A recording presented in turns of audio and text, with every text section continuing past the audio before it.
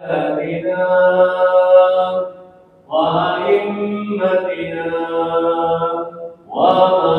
وموالينا أبي بكر وعمر وعثمان وعلي رضي الله وعن بقية الصحابة وكرامة رسول الله صلى الله عليه وعليهم أجمعين والحمد لله رب العالمين.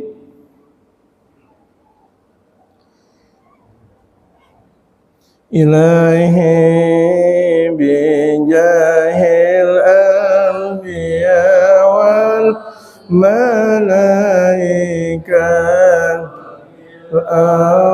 الأولياء جد بالإجابة سلنا ذلك الكريم نور آمين يا الله ومقلتي هيمون الرشد قولي علم اليقين توفق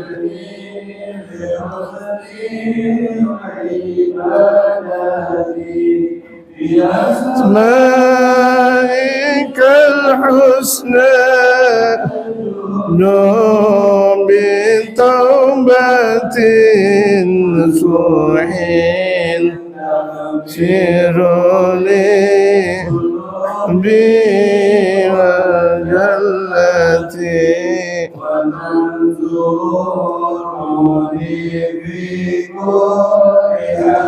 من لمحة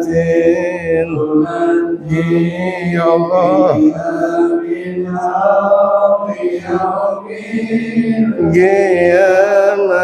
قيامتي مصطفى الرسول يفتح لي صدري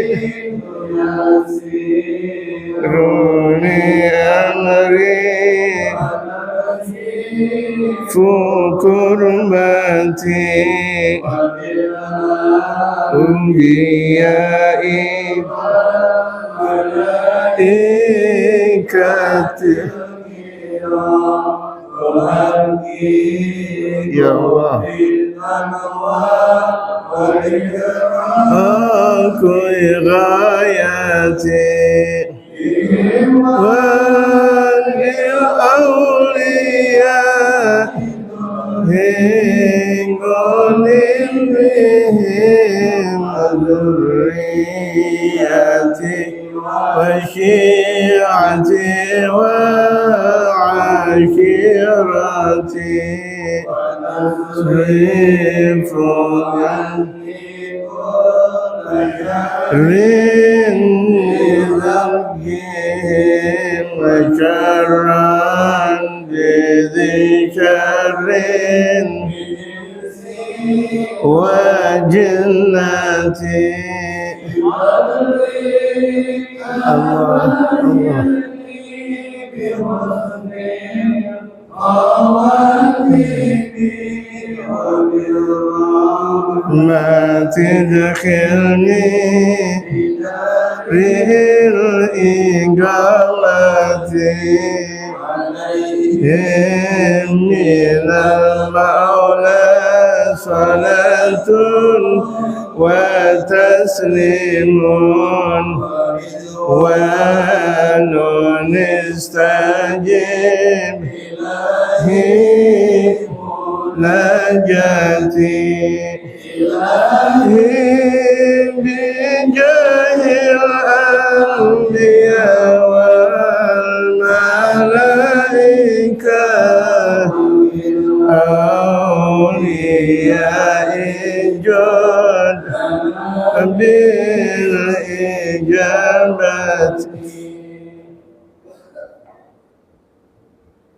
فاتحة القبول تمام بالرسول إلى حضرة سيدنا الرسول محمد صلى الله عليه وآله وصحبه وسلم ثم إلى حضرة جميع إخواني من الأنبياء والمرسلين والأولياء كذا الصالحين من مشارق الأرض ومغاربها ثم إلى حضرة الإمام أحمد بن عيسى المهاجر الله الفقير المقدم محمد بن علي بعلوي سلمان بن أحمد سقام وصول فروع مثل الإمام كبد الأكبر الشيخ أبو بكر بن سالم حضار حسين حامد الشيخ بن سالم الإمام عمر بن عبد الرحمن وعطان شيخ البار الإمام عبد الله بن علي الحداد الحسن الحسين بن عبد الله بن علي الحداد الإمام عمر بن سميط ثم إلى حضرة الإمام عبد الله بن حسين طاهر بن حسين بن طاهر ثم إلى حضرة سيدنا الإمام إدريس بن عمر الحمشي عبد الرحمن المشهور علي بن مسلم علي بن عبد الرحمن المشهور الإمام علي بن محمد السيد الحمشي أحمد بن حسن العطاس وصولهم فروعهم ثم إلى حضرة الإمام حفيظ سالم حفيظ محمد سالم حفيظ ربيع العالم المشهور بن سالم حفيظ بن عمر بن محمد سالم حفيظ ثم إلى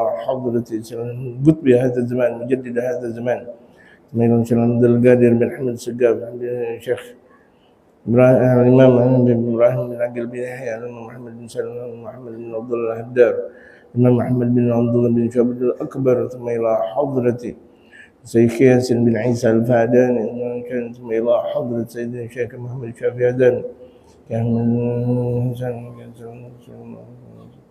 من من شيخ جبل الأقطاب والأوتاد والبلاد ثم إلى حضرة سلمان بن حمد وأحمد بن محمد بن أحمد الغزالي السلواني سيد الشيخ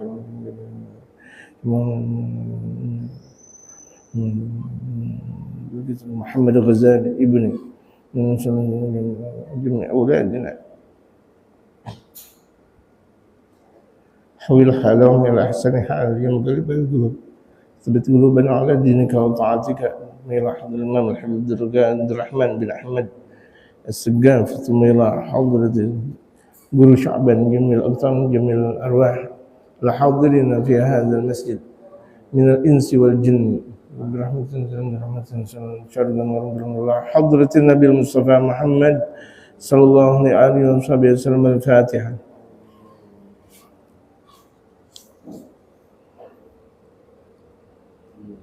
بسم الله الرحمن الرحيم. الحمد لله رب العالمين والصلاة والسلام على أشرف الأنبياء والمرسلين وعلى آله وصحبه أجمعين أما بعد. قال المؤلف رحمه الله تعالى وأدام النفع به وبعلومه في الدارين آمين. وقال ابن مسعود رضي الله عنه الصلاة مكيال فمن أوفى استوفى من طفف فقد علم ما قال الله ويل للمطففين. وقال بعض العلماء مثل الصلاة مثل التاجر الذي لا يصل له الربح حتى يخلص له رأس المال وكذلك المصلي لا تقبل له نافلة حتى يؤدي الفريضة.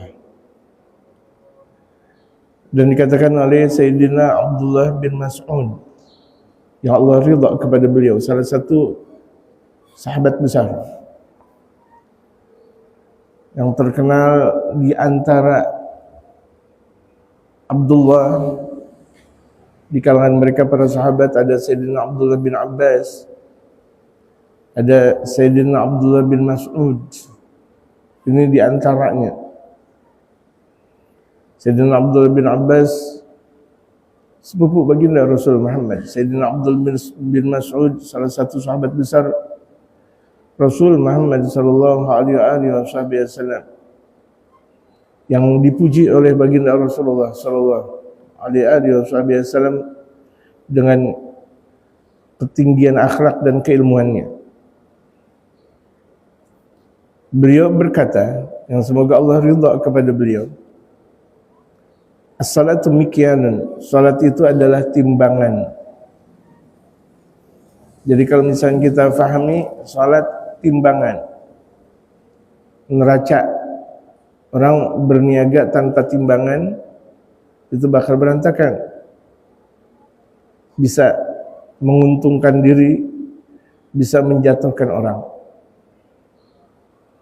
Tapi secara zalim, faman awfa istawfa, barang siapa yang menyempurnakan timbangan, Orang yang menyempurnakan timbangan ketika berjualan, ustufi, dia bakal disempurnakan otomatis. Faman awfa ustufi, barang siapa menyempurnakan timbangan, tidak dia menyalahi timbangan yang ada. Beli beras 3 liter, ya 3 liter. Beli gula 3 liter, ya 3 liter. Jangan dikurangi sukatannya, atau jangan dikurangi neracanya, timbangannya. Ustufi, dia bakal dipenuhi otomatis. Berbagai macam kesulitan hidup bakal dipenuhi. Jadi kejujuran dalam bermuamalah itu bakal berimplementasi di dalam dirinya. Kejujuran dalam diri, contoh dalam berdagang, otomatis dia bakal dimudahkan urusannya oleh Allah Subhanahu wa taala. Makanya orang yang jujur enggak usah khawatir. Enggak usah khawatir. Sebagaimana orang yang ahli sedekah enggak usah khawatir jatuh miskin. Sedekah-sedekah aja. Jujur-jujur aja. Jangan berharap, oh kalau misalnya saya jujur nanti ada orang yang melakukan khianat sama saya. Jangan. Kita jujur hakikatnya kepada Allah Subhanahu wa taala. Jujurnya kita, hakikatnya kita kepada Allah. Nauzubillah min dzalik, dalam satu hadis Rasulullah, barang siapa yang dusta kepada orang, man kadzdzaba 'alal ghair kadzdzaba 'ala nafsi. Berarti au kama qala Nabi Mustafa Muhammad, barang siapa yang berdusta kepada orang lain, berarti dia sudah berdusta terhadap dirinya. Man taffafa faqad alim ma qala Allah wailul lil mutaffifin. Barang siapa yang mengurangi timbangan, padahal dia tahu apa yang difirmankan oleh Allah, wailul lil mutaffifin, celaka. Wail itu celaka. Diartikan wailun itu adalah satu wadi di antara 2 lembah neraka jahanam. Ini neraka jahanam, ini neraka jahanam. Di antara 2 neraka jahanam ada satu wadi, satu tempat. Makanya Hadramaut itu di Yaman. Allahumma balighna ilaih, mudah-mudahan Allah sampaikan kita ke sana. Ya tarimu ahlaha, ya tarimu ahlaha, ya tarim wa ahlaha. Itu Hadramaut di antara 2 pegunungan. Nah, di antara 2 pegunungan namanya wadi. Itu enak di dunia, tapi ini wadinya terbuat dari api neraka jahanam. Di antara 2 lembah, di antara 2 gunung neraka, di situ ada wadi. Nah, wadinya itu tempat orang celaka. Siapa? Di antaranya buat orang yang mengurangi sukatan atau timbangan. Kita beli di pasar 3 liter beras atau 3 kilo beras, kita hitung di rumah nggak sampai seperti itu. Makanya kecerdasan mereka para ulama berhati-hati dalam memberikan petuah zakat. Itu bukan 3,5 liter, tetapi 4 liter. Banyak penipuan. Ya, banyak penipuan. Kalau misalnya ada orang mengeluarkan zakat 3,5 liter, menurut dia pas, pada kenyataannya tidak pas, tidak dianggap zakat akhirnya. Makanya lebih baik berkelebihan daripada kurang. Bagusnya tuh kita kalau misalnya zakat jangan sampai ngepas banget. Karena dalam dunia perniagaan banyak orang bohong. Ya, tukang-tukang beras, ini mohon maaf, ini emang lagi pembahasan, bukan artinya yang jelekin tukang beras, enggak. Banyak aja, selain dari tukang beras, banyak mungkin gitu. Di tukang beras juga mungkin banyak. Artinya kehati-hatian ulama jangan sampai ngepas. Dikhawatirkan banyak pembohongan di sana dan di sini. Andai kan tahu-taunya dia berzakat menurut dia 3,5 liter, tetapi kenyataannya kurang 3 liter, ya dianggap zakatnya. Nanti di hari kiamat kosong. Sementara zakat rukun ketiga dalam Islam, penting sekali. Setelah zakat, setelah puasa, setelah setelah salat, zakat. Bahkan haji nomor berikutnya, Insya Allah. Puasa Ramadan nomor keempat, haji nomor kelima, nomor ketiga, padahal cuma sekedar 3,5 liter, 1 tahun. Kedudukannya jauh lebih tinggi daripada puasa Ramadan dan haji. Ini secara tertib rukun Islam. Wa qala ba'dul ulama, sebagian mereka para ulama berkata, mathalul musalli, bukan mislul. Ini banyak orang baca mislul. Mathalul musalli mathal tajir, perumpamaan orang yang sholat seperti perumpamaan orang yang berniaga. Ini lihat, orang sholat nih perumpamaannya seperti perumpamaan orang yang berniaga, pedagang. Alladzi la yahsulu lahu ribah, yang tidak mendapatkan keuntungan. Ada orang salat nggak dapat untung, banyak. Sebagaimana pedagang kerja nggak dapat untung, cuma capek doang. Banyak nggak? Banyak. Hatta yakhlusa lahu ra'sul ma', sebelum dia mendapatkan modal dasar. Orang kalau misalnya mau untung tanpa modal dasar nggak bisa. Dia dapetin modal dasar dulu. Kalau udah dapetin modal dasar, seberapa hasilnya itulah namanya keuntungan. Kita mau jualan papan, atau kita mau jualan kolang-kaling, kita modalnya 500.000. 500.000 kita jualan kolang-kaling, misal. Kemudian kita udah dapetin hari 550.000, berarti untungnya 50.000. Begitulah orang salat. Orang salat, lihat modal dasarnya dulu. Banyak gak orang salat nggak beruntung? Banyak. Ini kalau orang salat aja nggak beruntung, bagaimana yang tidak salat? Makanya dalam firman Allah sama, senada dengan wailul lil mutaffifin, wailul lil musallin alladzina hum an salatihim sahun. Celaka buat orang yang salat. Orang salat aja celaka, tapi orang yang sahun, orang mempermainkan salat. Sahun, mempermainkan salat.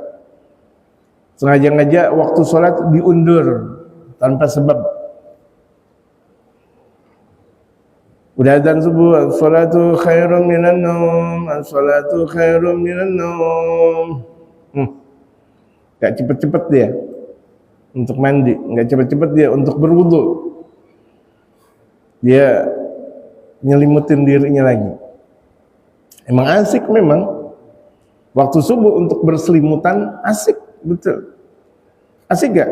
Makanya dalam firman Allah, ya ayyuhal muzammil, ya ayyuhal muddathir, wahai yang berselimut, yaitu baginda Rasul Muhammad. Bangun. Ayyuhal muzammil fa'anzir wa rabbaka fakabbir wa thiyabaka fatahhir. Firman Allah kepada Rasul Muhammad. Ini khitab Allah kepada Rasulnya agar tidak bermalas-malasan. Itu nabi-nabi kita, itu gudwah kita, itu imam-imam kita. Kalau Allah mengkhitab kepada imam kita, berarti Allah mengkhitab kepada diri kita sebagai umat baginda Rasul Muhammad sallallahu alaihi wasallam. Jangan kita punya pemahaman itu untuk Rasul Muhammad. Kita umatnya Rasul Muhammad. Apakah kemudian yang disebut dengan salat, Allah berfirman salatlah, khitabnya kepada Nabi. Kemudian betul khitabnya kepada Nabi, ungkapannya itu adalah satu, tetapi tujuannya banyak. Untuk kita, Mi'raj baginda Rasulullah, setelah Isra dan Mi'raj Rasulullah memerintahkan kita salat sebagaimana Allah memerintahkan Rasulnya. Wa kadzalikal musalli, demikian juga orang yang salat, musalli orang yang salat. La tuqbalu lahu nafilatun hatta yu'addiyal fardhata. tidak bakal diterima sholat sunnahnya sebelum dia menjalankan yang fardu, yang wajib. Lucu aja, yang wajib dia belum jalankan tapi dia sholat sunat. Qadha dia belum jalankan. Qadha itu hukumnya wajib. Qadha sholat itu hukumnya wajib. Di zaman dimana kita udah baligh, udah ngeluarin mani. Kaum laki-laki diantara tanda ngeluarin mani itu mimpi basah. Perempuan kalau dia sudah mengeluarkan haid, atau laki atau perempuan dia belum ngeluarin mani atau haid tapi usianya 15 tahun, dengan seketika namanya baligh. Dari mulai baligh itu mulai taklif, kewajiban untuk menjalankan syariatul Islam. Jadi itu orang kalau udah 15 tahun, salat wajib, mencari rezeki halal wajib, bermuamalah kepada Allah wajib, bermuamalah kepada manusia dengan wajib, dengan baiknya wajib. Jadi kalau orang sudah balik, kewajiban syariat itu ada di pundaknya. Anak yang sudah berusia 15 tahun, kewajiban dia menjalankan aktivitas syariatul Islam yang tadinya ditanggung, dibeban kedua orang tuanya. Nah sekarang kalau dia udah 15 tahun, wajib dia menjalankannya. Andaikan dia menjalankan maksiat, dapat dosa dia. Menjalankan kebaikan, dapat pahala dia. Kalau sudah 15 tahun, gitu.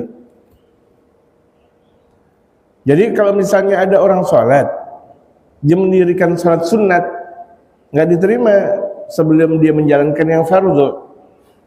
Qadha sholat, di mana 15 tahun dia sudah berada, dia nggak sholat zuhur, qadha namanya. Nggak sholat berarti 1 tahun qadha. 2 tahun dia nggak sholat, 2 tahun qadha. 3 tahun dia nggak sholat, 3 tahun qadha sholat. Hitung aja udah. Dalam 1 hari 17 rakaat. Dalam 1 hari 17 rakaat. Kalau dalam 1 tahun, ini Pak Haji Kelik lebih tahu ngitung beliau. Sehari 17 rakaat. Kalau 1 tahun, beliau lebih kuat ngitungnya dari saya. Saya vakum, saya nggak bisa jawab. Banyak kan misalnya. Hitung dulu rumus dasarnya. 17 dalam 1 hari, sebulan 17 dikali 30.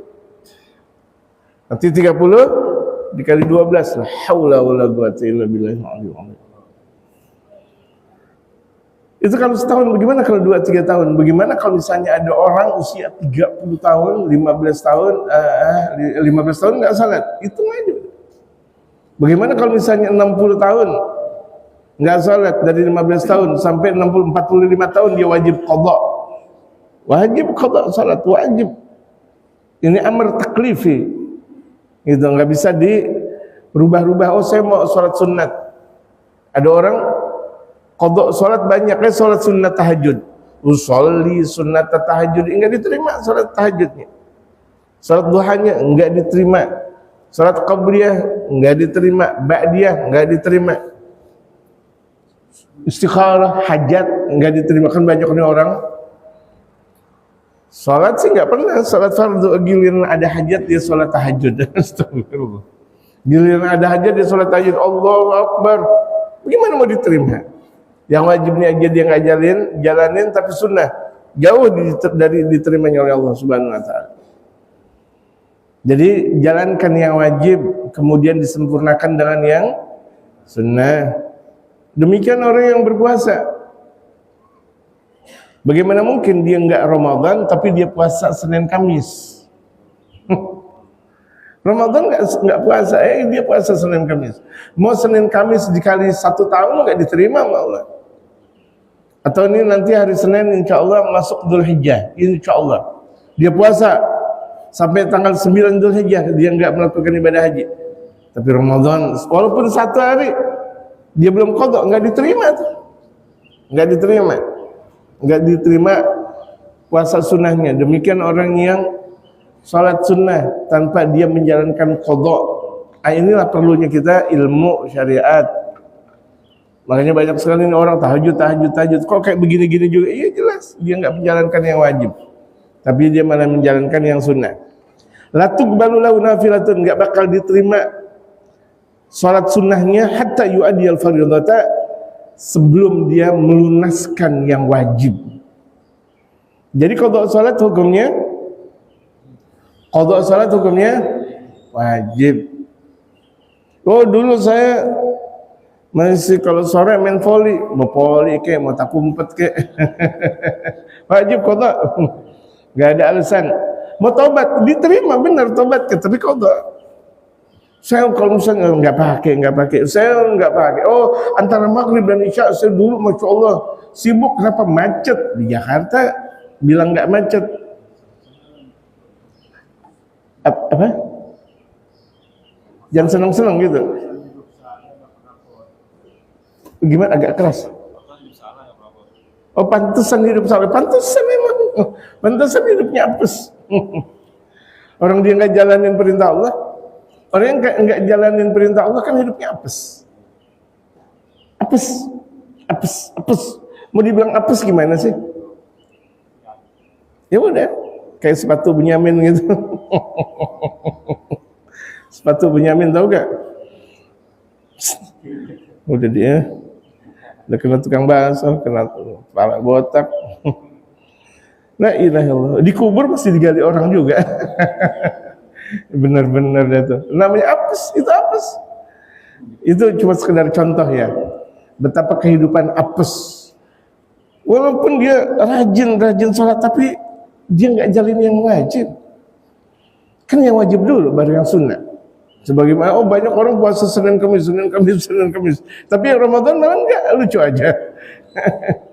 Sebagian orang ada orang salat tarawih tapi Ramadannya enggak. Puasa Ramadannya enggak, ini astagfirullahaladzim. Bagaikan dia pakai peci, enggak pakai baju, enggak pakai celana. Peci sih bagus. Atau terkadang dia pakai topi koboi. Naik di atas kuda, tapi nggak pakai baju, nggak pakai celana. Namanya siapa dong? Orgil. Nah, hebat. Tapi statusnya orgil, mau bilang gimana? Wa kana Abu Bakrin radhiyallahu anhu yaqul, Sayyidina Abu Bakar. Ini adab kita nih, baca para sahabat, para aulia, para ulama, walaupun tidak ada kata-kata Sayyidina, adab kita baca Sayyidina kalau kita menerjemahkan. Ini banyak orang belajar dari Timur Tengah dan adalah Abu Bakar apa? Ente Abu Bakar banyak. Ada yang kerja di Pemda, ada yang tukang galian sumur. Ini Sayyidina Abu Bakar. Jangan ngomong Abu Bakar doang dong. Ini namanya keindahan estetika dalam retorika terjemah. Dan perlu dipelajari buat ustaz-ustaz muda itu. Ini terkadang ustaz-ustaz muda nggak pada mau ngaji sih, gitu. Udah disebut ustaz, udah nggak mau ngaji lagi, musibah. Andai kan dia ulama besar sekalipun, dia menjumpai ada orang yang lebih besar dari dia belajar. Itu namanya ilmu. Jadi keilmuan tidak pernah berhenti, tidak pernah stuck. Ingat ulama, bertemu ulama besar lagi, dia belajar. Saya ingat perjumpaan saya punya dua guru, Al-Habib Umar dan Malim Syafi'i Azami. Kali itu Malim di usia 74-an, ya 74-75-an. Habib Umar kala itu belum sampai 40 tahun. Datang tuh ke rumah Malim Syafi'i Azami. Dan kita tahu betapa agungnya Malim Syafi'i Azami di Jakarta. Tetap mengagungkan ulama yang jauh lebih muda dari beliau.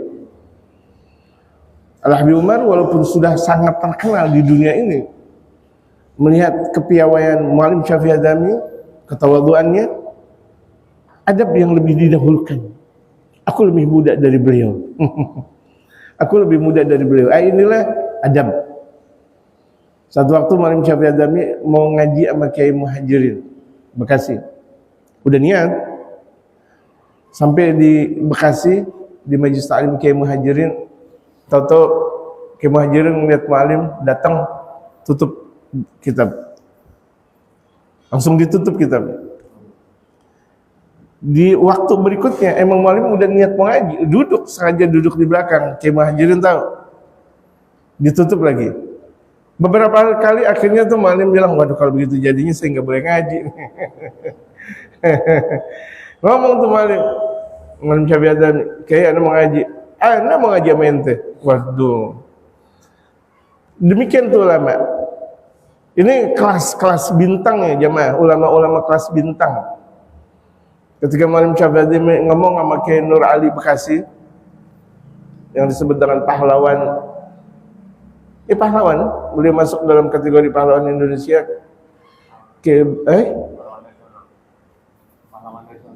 Ya, pahlawan nasional. Ya, namanya kan ada pahlawan reformasi, ada revolusi, ya pokoknya pahlawan.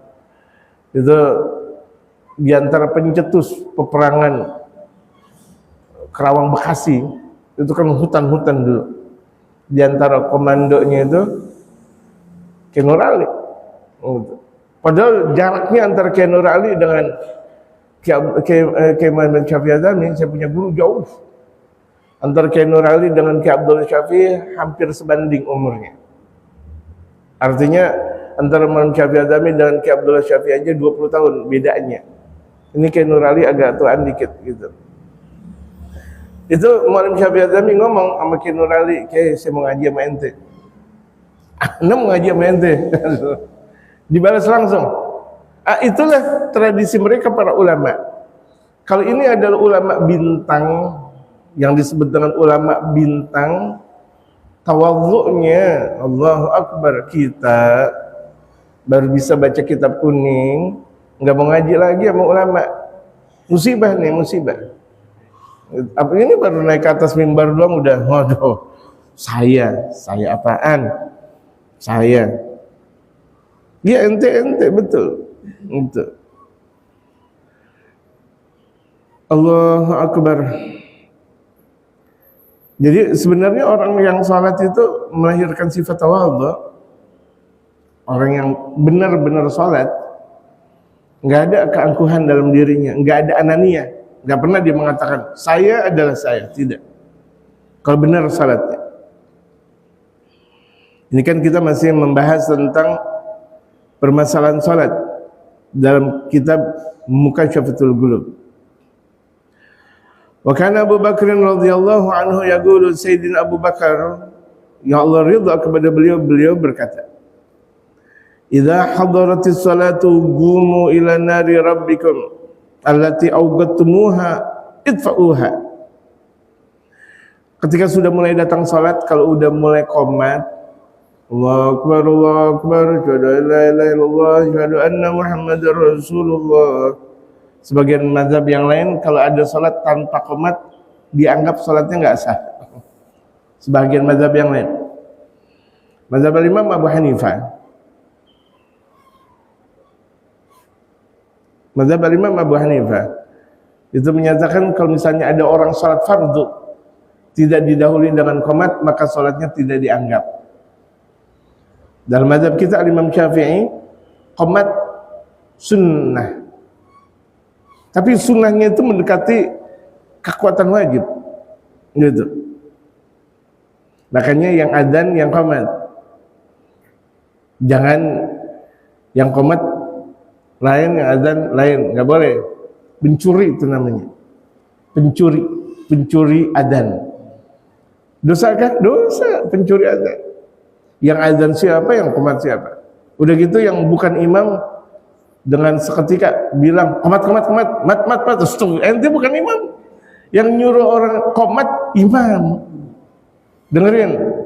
Dari bawah beduk bilang qomat, astagfirullah. Tahu-tahu kalau di sini nggak ada imam gimana? Ente mau tanggung jawab. Jadi yang nyuruh orang qomat adalah imam.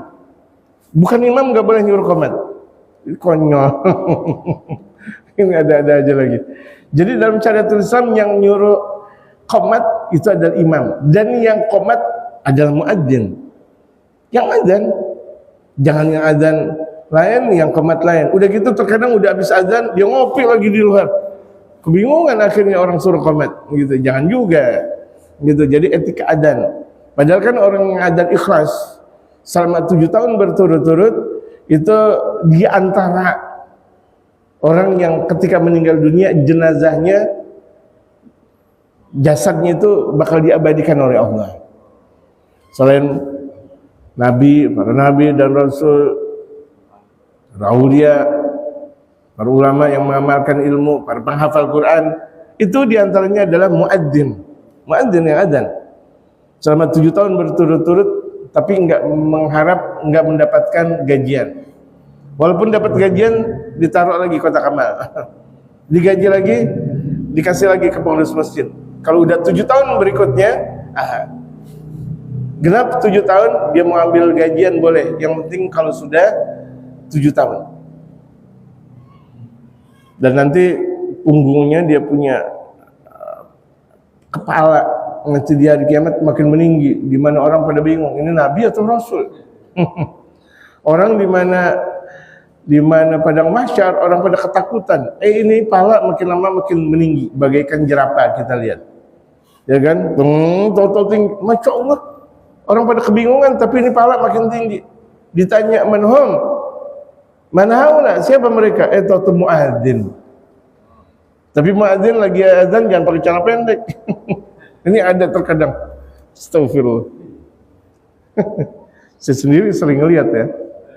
Tapi dulu masih saya kecil. Saya sekarang udah tua juga sering lihat juga. Azan pakai celana pendek. Yang benar aja. Azan belum wudu. Kalau azan wudu dulu. Ada sebagian orang azan nggak pakai baju lah. Haula wala quwwata illa billah. Pakai celana pendek. Udah gitu pakai pecinya hitam gitu. Allahu Akbar. Bener sih Allah Akbar. Tapi ente adab ente di hadapan Allah. Bagaimana ente mau ngajak orang salat kalau ente nggak beradab di hadapan Allah? Ngajak orang tapi nggak beradab.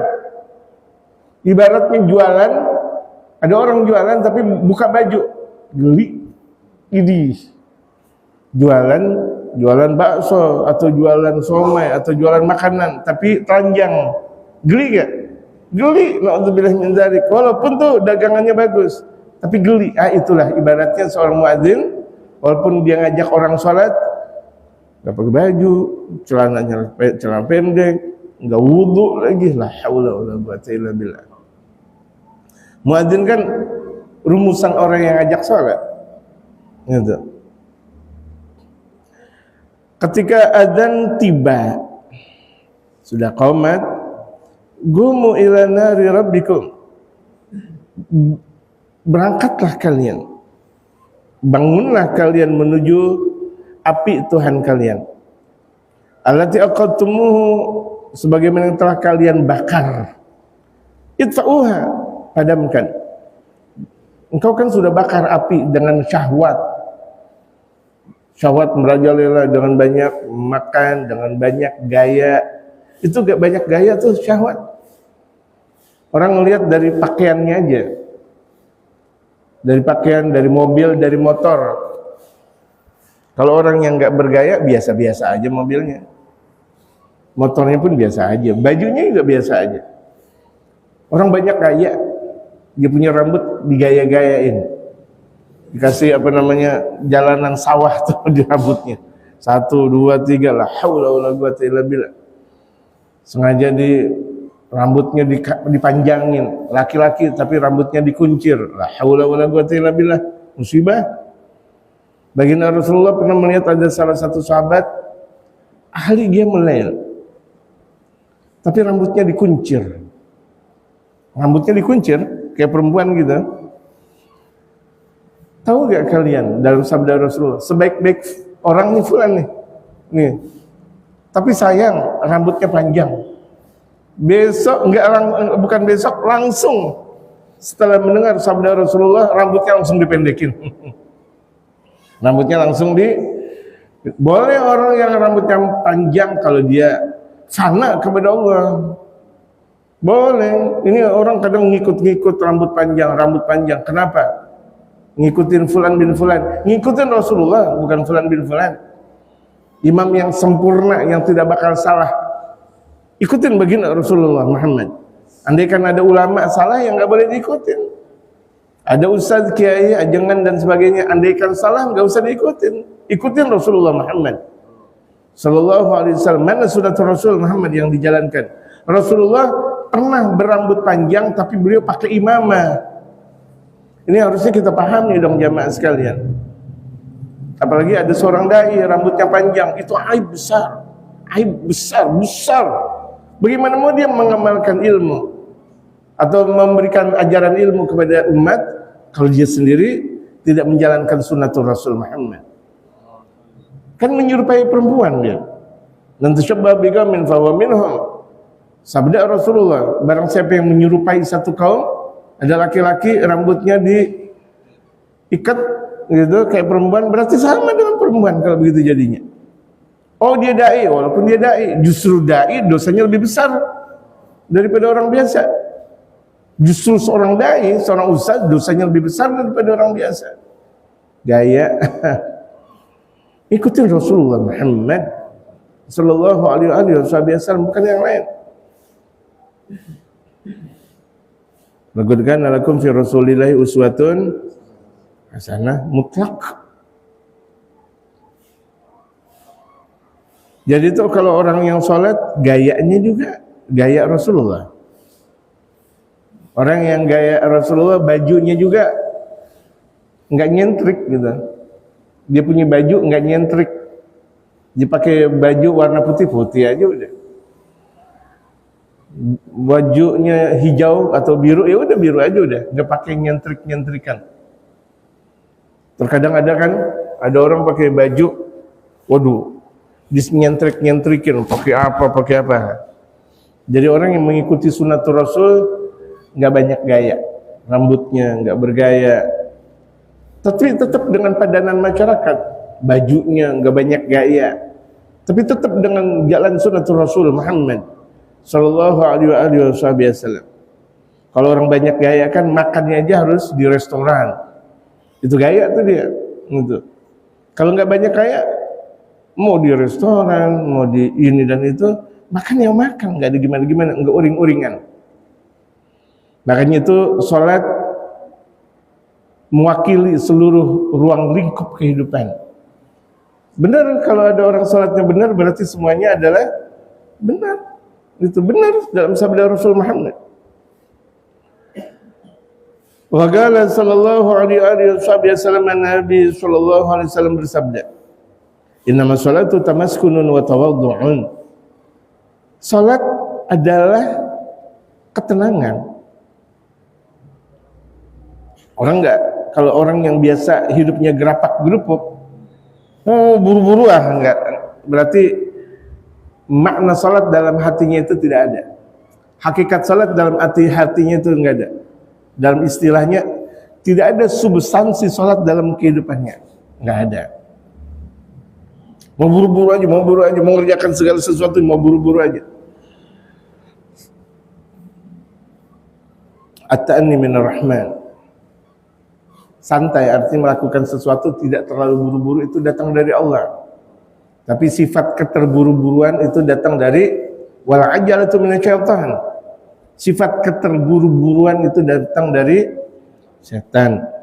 Makanya kalau ada orang salat jiwanya masih gerapak-gerupuk, nggak ada hakikat salat dalam dirinya. Orang salat banyak, tapi punya hakikat salat tidak? Salat banyak, Allahu Akbar, bahkan bisa jadi dalam satu bilangan malam itu beratus rakaat dia salat. Mungkin, tapi nggak ada hakikat salat. Nggak ada hakikat salat. Wa tawaddu'un, dan rasa ketersungkuran dia di hadapan Allah. Tidak pernah dia meninggi di hadapan Allah. Tidak pernah dia sombong di hadapan Allah. Wa qala sallallahu alaihi wasallam, di hadapan Allah dan di hadapan jamaah, di hadapan masyarakat umat. Wa qala sallallahu alaihi wasallam, man lam tanahu salatuhu 'anil fahsya'i wal munkari lam yazdad minallahi illa bu'da. Barang siapa yang salatnya tidak mencegah dari perbuatan keji. Salat tapi keji, mulutnya lemes, ghibah melulu, namimah melulu, fitnah melulu. Mulutnya nggak ada benar-benarnya. Berarti salatnya nggak berubah dia. Ya, salat pelit tapi salat tapi nggak peduli sama tetangga. Nggak peduli sama tetangga dalam keadaan bagaimana, kayak teman dalam keadaan bagaimana nggak dipedulikan. Padahal kan minimal kebertemanan kita dengan teman itu adalah doa. Bahkan bisa jadi doa itu penguat dari segala sesuatu. Karena kehidupan manusia itu bagaikan ban atau bagaikan pedati dalam satu ungkapan. Terkadang dia di atas, terkadang dia berada di bawah. Makanya dalam satu sabda Rasulullah, ketika engkau berada di bawah, siap-siap untuk berada di atas. Ketika engkau dalam keadaan sehat, siap-siap engkau sehat. Ketika engkau dalam keadaan hidup, siap-siap untuk dalam keadaan mati. Siap-siap kita, siap-siap. Itulah kehidupan. Wal munkari, dan tidak mencegah perbuatan munkar. Munkar itu perbuatan yang dilarang syariat. Munkar, perbuatan yang dilarang oleh Allah dan Rasulullah namanya munkar. Bukan artinya munkar nakir ini. Itu berarti munkar nakir itu. Makanya malaikat yang nanya nanti di dalam kubur untuk orang-orang yang bertakwa namanya Bashir wa Mubashir. Bukan munkar nakir. Jadi malaikat munkar nakir itu bakal mentogin, mengadab orang kafir dan orang munafik. Namanya malaikat munkar nakir. Tapi dalam kitab Jawharatut Tauhid dikatakan untuk orang yang bertakwa nanti ditanya di dalam kubur namanya malaikat Bashir wa Mubashir. Kita apalin tuh. Kita terkadang kenalnya cuma munkar nakir doang, ya kan? Kita nggak tahu yang lain. Padahal itu munkar nakir di sebagian ulama mengatakan itu tugas kedua malaikat yang bakal bertanya kepada orang kafir dan orang munafik. Bahkan terkadang atau bukan terkadang orang kafir nggak pakai ditanya, langsung dijeblosin ke neraka. Orang kafir masuk langsung dijeblosin, nggak pakai ditanya-tanya lagi. Orang munafik belum ditanya udah langsung diadab. Gemes tuh. Malaikat munkar nakir gemes, gemes banget. Bukan pemahaman gemes dunia. Kalau gemes dunia enggak seperti itu. Melihat anak botoh banget, gemes banget, beda artinya tuh. Yang kayak gitu bukan artinya gemes dalam artian gemesnya malaikat munkar dan nakir ngelihat tingkah laku umat. Gedek, benci kalau itu. Kalau ada orang salat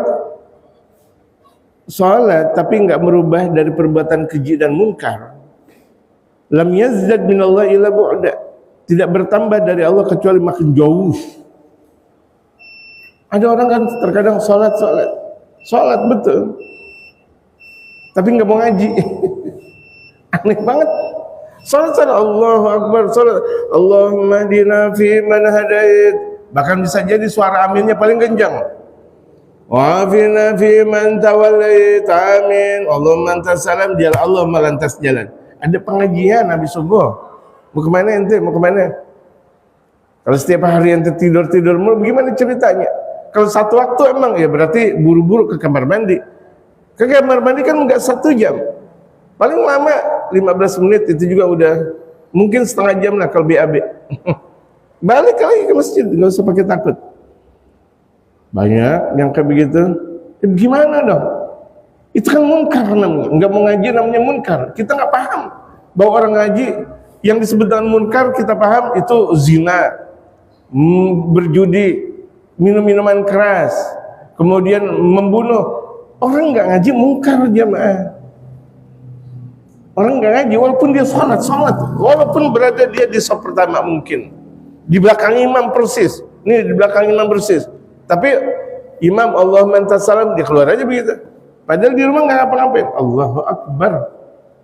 Kalau ada hajat boleh. Bagaimana dong? Berarti nggak bisa merubah perbuatan keji dan mungkar. Dirinya sendiri udah mungkar kalau begitu jadinya. Orang kalau nggak ngaji kan mungkar. Perbuatan segala sesuatunya benarnya aja bisa jadi mungkar, apalagi yang mungkar. Orang kalau nggak ngaji. Bisa paham jemaah? Jemaah, orang yang nggak ngaji, yang baik aja bisa jadi mungkar, apalagi yang mungkar. Tolong dipahami ucapan saya. Orang yang mungkar, orang yang nggak ngaji, perbuatan baik bisa jadi mungkar, apalagi yang mungkar. Cerna. Karena ngaji kita bukan cuma sekedar paham. Pemahaman pertama itu dalam istilah Indonesia kognitif namanya. Bukan cuma sekedar paham. Paham banyak orang ngaji paham, plek-plek paham. Tapi kemudian ada rasa dzauq enggak? Mulai habis ngaji daya rasa kita ada satu sentuhan jiwa, kenikmatan. Ketika kita berada setiap hari Minggu misalnya tahun 135 misal di masjid ini ada satu sentuhan jiwa, itu nomor 2. Nah berikutnya ngamalin. Jadi ngaji bukan cuma sekedar ngaji, tapi nggak ada rasa dzauq, nggak ada daya rasa. Andai kan ada orang mempunyai daya rasa, ngamalin proses yang ketiga.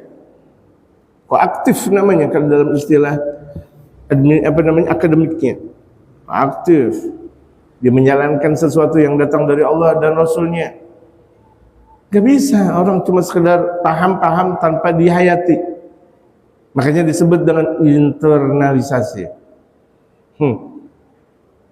Paham, penghayatan, pengamalan. Paham, ini kita ngaji lagi masih proses paham. Nah, dalam ngaji ini ada orang yang langsung masuk penghayatan atau tidak, tergantung kekuatan kullun ala qadris safa wal tidak. Semuanya tergantung kepada kesucian kita. Kalau kita suci dan ngikutin Rasulullah, gampang kita menghayati dan gampang kita mengamalkan. Kalau hati kita bersih. Dan itu semuanya tergantung kepada kekuatan hati. Walaupun ada orang ngaji-ngaji tapi nggak punya kekuatan hati, nggak bisa ngamalin dia. Jangan kan ngamalin, penghayatannya aja tidak. Penghayatan tidak. Ngaji-ngaji tapi masih jutek sama orang. Nggak ada senyumnya sama orang. Itu dia. Ngaji tapi nggak ada senyumnya sama orang. Juteknya luar biasa. Nggak ngaji dia. Nggak ngaji. Salat juga nggak disebut dengan salat. Orang masih munkar.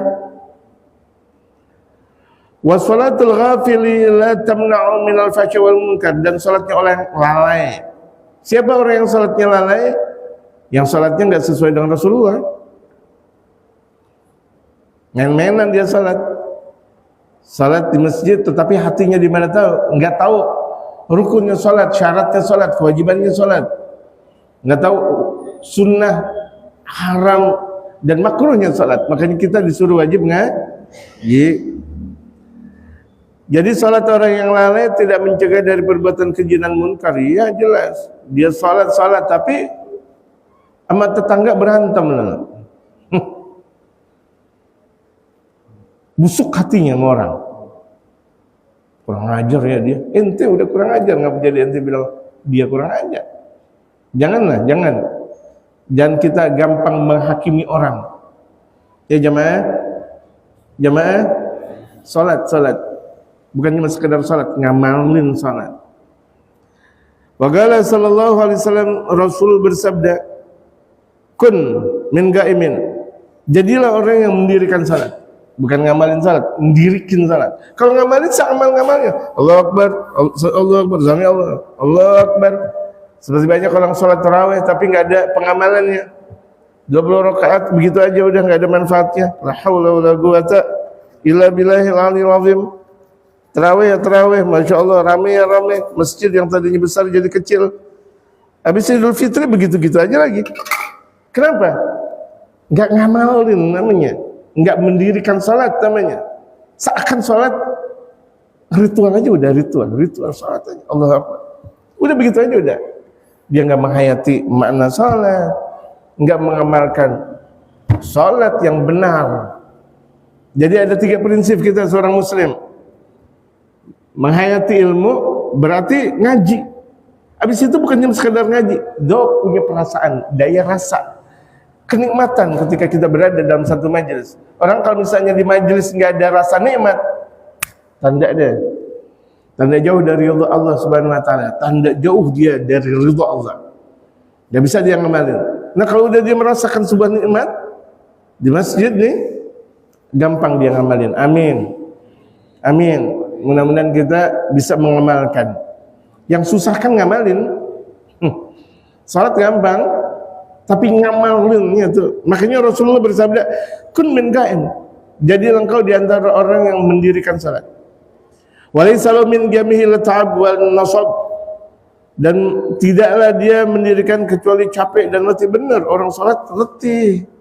Jangan dia merasakan Allahu Akbar selesai, ada qabliyah, ada ba'diyah. Selesai lagi di rumah, Allahu Akbar lagi, Allahu Akbar lagi. Mereka para ulama lagi nggak ada kerjaan nih, misal kerja enggak, dagang enggak, macul juga enggak, salat aja langsung Allahu Akbar. Salat nafal mutlak boleh, boleh. Saking tuh lihat nikmatnya salat. Bu, ada kopi enggak? Enggak. Teh, enggak ada. Teh manis, boro-boro bang. Salat aja, Allahu Akbar, masya Allah. Nikmatnya, nikmat. Orang datang masjid Allah, seperti orang yang ahli zikir dimanapun di depan orang lain, dia pasti zikir aja. Di hadapannya ada orang zikir kuat dengan kekuatan Allah Subhanahu Wa Taala. Tapi zaman sekarang berbeda. Kita dengan teman kita dalam satu dunia. Kita dalam dunia yang lain, dia juga dalam dunia lain. Satu-satu main HP. Tok, ini main HP. Padahal kumpul bareng. Di mana? Di masjid. Semuanya hatinya berbeda-beda. Di dalam masjid semuanya pada main HP. Tok. Astagfirullah. Apa arti sebuah perkumpulan? Jasad satu tetapi hatinya tidak pernah bersatu. Itulah keadaan kaum muslimin sekarang. Makanya banyak ditindas kaum muslimin di timur, di barat, dan di mana saja berada. Hatinya tidak pernah bersatu. Jasad boleh bersatu, tetapi hatinya tidak bersatu. Betul gak jemaah? Ini terbukti ini, masya Allah. Wa ma arada bil ghafil, yang diungkapkan ini cuma orang yang lalai, orang yang saatnya nggak benar. Itu cuma orang yang lalai. Wa qala sallallahu alaihi wasallam, satu lagi hadis yang kita baca, waktunya udah tiba. Laisa lil 'abdi min salati illa ma'agal minha. Tidaklah bahagian salat seorang hamba kecuali apa yang dia sudah jalankan. Jadi seorang hamba dia mempunyai kadar salat tergantung penghayatan dan pengamalannya. Enggak setiap orang salat ini pahalanya 100%, ini salat enggak beda-beda. Sebagaimana orang ngaji pemahamannya berbeda-beda. Ada yang ngaji satu dalam satu majelis, satu masjid, tapi ketika ditanya berbeda pemahamannya. Sama orang yang salat begitu juga. Sama dalam satu soft, bahkan dalam satu soft pertama. Ini pemahamannya kemana, ini pemahaman kemana, ini pemahaman kemana, ya Allah. Tapi masih tetap untung, yang penting dia salat berjamaah, masih untung. Tapi emang kita mau begitu-begitu aja. Salat kita udah umur 40 tahun masih begitu aja. Gitu, perbuatan keji dan munkar masih ada di dalam diri kita, anak keturunan kita atau tetangga kita. Boleh kita udah jadi baik, tetapi tetangga kita belum baik. Itu urusan kita tuh jamaah sekalian. Jamaah, kita udah salat masjid, dari masjid ini, dari masjid Guru Syakban ke rumah. Alhamdulillah. Perjalanan dari masjid ke rumah kita baik dan rumah kita baik, saleh, alhamdulillah. Tapi tetangga baik gak? Belum. Kewajiban kita. Bukan artinya kewajiban kita sholatin yang mereka, astagfirullah. Enggak. Perbaiki. Dimaknai sholat kebaikan individu dan kebaikan sosial. Namanya kebaikan sosial atau ibadah sosial. Salat bukan cuma sekedar ibadah meluluan atau individuan sih saja, tidak. Tapi bagaimana salat orang sekitar kita itu menjadi baik.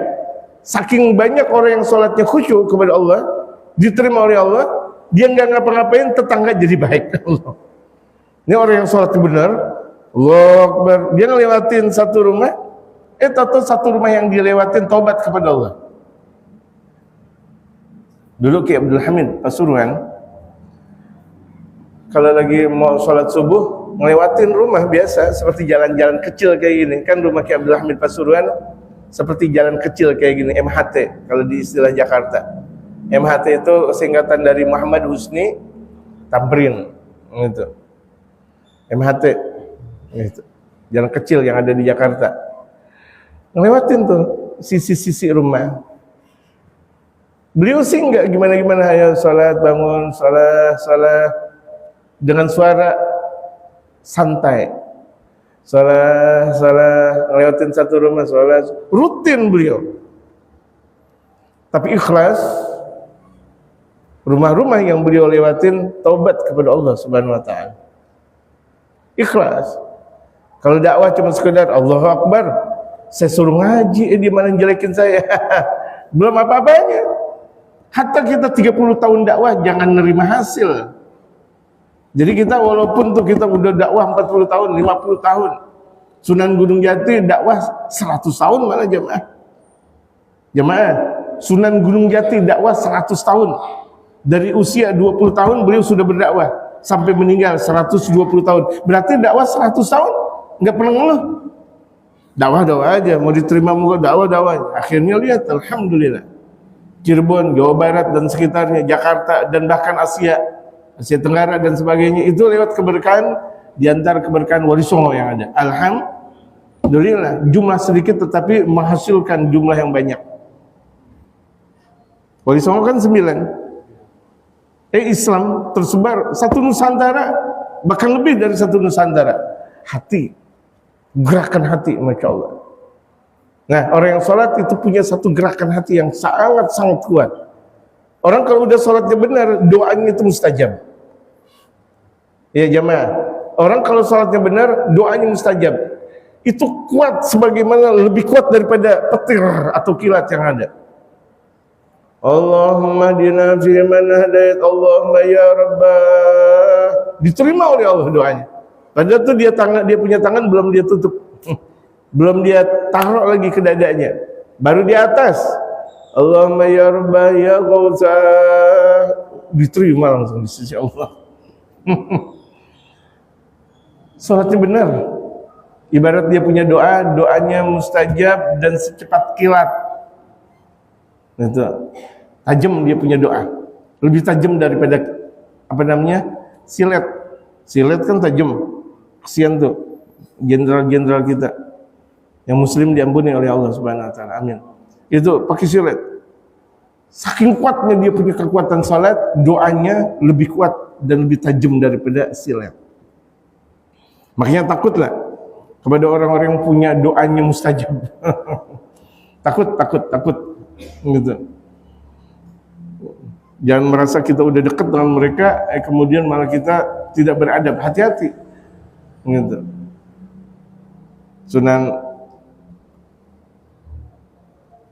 Muria dalam berdakwah itu banyak sekali gangguan, cobaan, sampai ada orang-orang Jawa tuh bilang ke Sunan Muria, ketek itu monyet, ketek kue, terungkap dari ucapan tuh Sunan Muria. Kalau suike itu apa bahasa Jawanya? Kodok bahasa Jawanya apa? Katak bahasa Jawanya apa? Kodok. Yang benar, nanti saya diomelin orang Jawa. Lah ilu, saya nanya sama orang Jawa nggak ada yang jawab. Kesian nanti saya di Endok. Oh kodok ya, dia juga. Kodok. Padahal Sunan Muria cuma ngomong kodok. Benar, jadi kodok tuh dia. Kodok. Dulu waktu masih saya muda ya, remaja, masih sering berkelana cari wiridan gitu. Itu di daerah Jawa Timur ada seorang berbaju putih, ibaratnya kalangan santri dah, jubah putih. Makanya tuh banyak orang-orang takut sama jubah putih. sama jubah hitam berani mereka bahkan. Ini jubah putih. Takut karena tuh doa jubah putih mustajab. Kete jadi langsung monyet. Kalau nggak percaya mau disubahin sama orang saleh. Mau nggak? Ya udah gitu. Kita ketemu lagi. Ini minggu keberapa sekarang? Berarti ketemu lagi 135. Pokoknya 135. Wallahu a'lam.